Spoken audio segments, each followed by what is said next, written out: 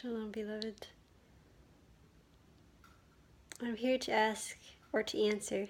I'm here to answer a question, a very beautiful question that was asked to me. And it has been asked to me before, actually, but this is probably the first time I really addressed it that I can remember. And that is the. I can't remember how word for word you asked me this question, but it was basically like how is it that I have this, or how can you have that close relationship with our King? And I know I didn't. It's not how you worded it, but it was at least to me. It's basically what you were telling me or asking me, and um, it's not like there's a particular method. Our King is always close to us. It's really a matter of how close do we want to be with Him. And ever since I was a little girl, I always was just so in love with Him.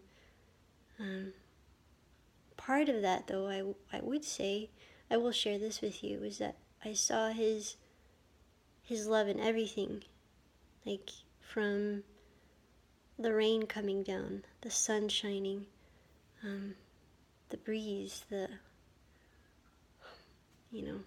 deer running, all these things, because our King created these things. All these things were manifestations of His love, an extension of His love.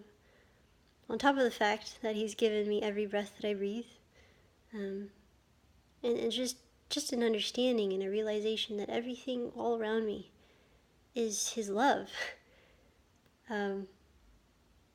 It just makes me have so many moments of wow moments, and that to me too, knowing He's that close, just wants me to be closer to Him. Seeing that, I have to say too that learning Hebrew, I started learning Hebrew when I was a little girl. The letters and everything has been a tremendous blessing in my life in so many ways, and especially for studying the Word and understanding our King better too, as Y-shua was, born into a Jewish family, and in the land in Israel,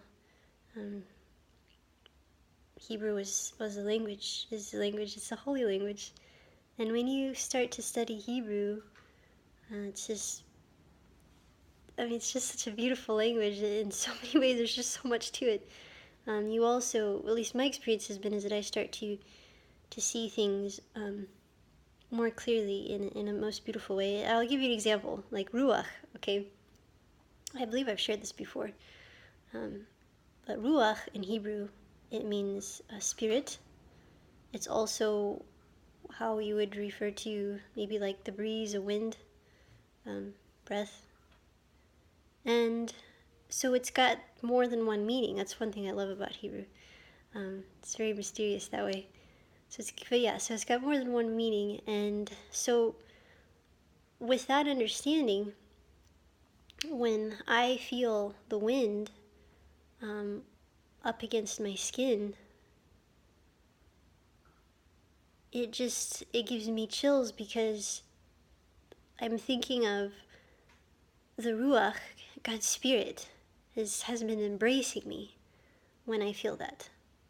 And when the leaves move, the grass moves, and it makes a sound almost like a gentle clapping because of the wind, it's like, once again, it's just, it can give me chills on my spine, because this is a manifestation of our King. He's making this music with this wind, this ruach, and He's all around. And try not to cry here. And you see the leaves, like a circle of leaves dancing in the wind, and with the wind in a circle, and it's like, that's our King right there. That is Him, His presence, a piece, just a small piece. In essence, it's like this this little taste, and it's so beautiful. But if I did not know of His Spirit, it would just be something interesting, It'd just be something I see. And how much more beautiful it becomes now that I see that He is in it. He's in all these things. His reaching out to me to tell me He loves me in all these things, and even the smallest things. So, yeah, that's what I wanted to share with you to answer that question. I'm not perfect by any means, so it's not about being perfect. The standard that our King gives us is perfection, but knowing very well that we will never be perfect, not without Him, and we will be with Him in the life to come. But we're here to go through this life, and while we're here, we are to share the good news, about Him, and yeah. But it's not about being someone perfect. It's seeing Him and seeking Him.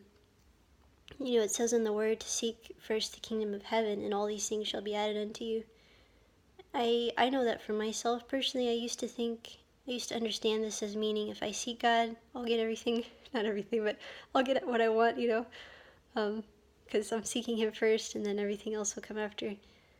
But I realize now, no, if I seek Him first, all these things will be revealed to me, added to me. All these things, like I just gave you an example about the wind, I will see Him in things, and that is a blessing.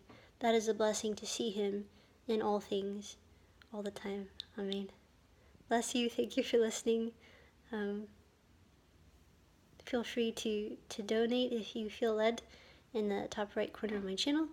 There's also my book for sale on Amazon, and my music, and of course I'll leave all that information below. Thank you, and shalom, shalom. I love all of you so much, and Shabbat Shalom.